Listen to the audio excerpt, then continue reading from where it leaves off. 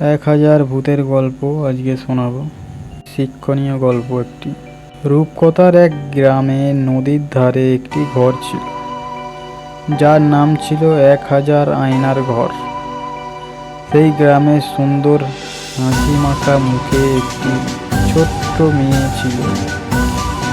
মেয়েটি একদিন তার বাবা মার মুখে শুনতে পায় তাদের গ্রামে আয়নাঘর নামক একটি ঘর আছে। মেয়েটি কোনোদিন ঘর থেকে বের হয়নি, সে প্রকৃতি দেখেনি কোনো বাস্তবতা।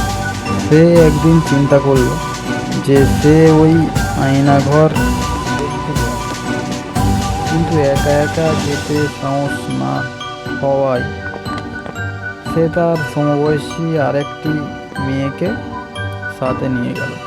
আয়নাঘরের সামনে হাজির হয়ে প্রথম মেয়েটি ভাবলো যে আগে সে ওই ঘরে ঢুকবে, আর সব কিছু দেখে এসে বাইরে এলে তবেই ওই দ্বিতীয় মেয়েটি ঢুকবে। তার মতো প্রথম মেয়েটি ওই ঘরের ভিতরে ঢুকলো।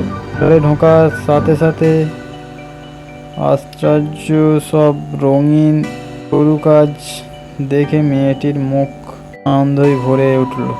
আস্তে আস্তে এগোতে সে 1000 আয়নার ঘরে প্রবেশ করল। ঘরে ঢুকতেই তার চোখ ছানা বড়া। মেয়েটি দেখলো সেখানে ঠিক তারই মতো দেখতে আরো 1000 মেয়ে মুখের দিকে তার তাকিয়ে আছে। সে যা করছে বাকিরাও ঠিক তাই করছে।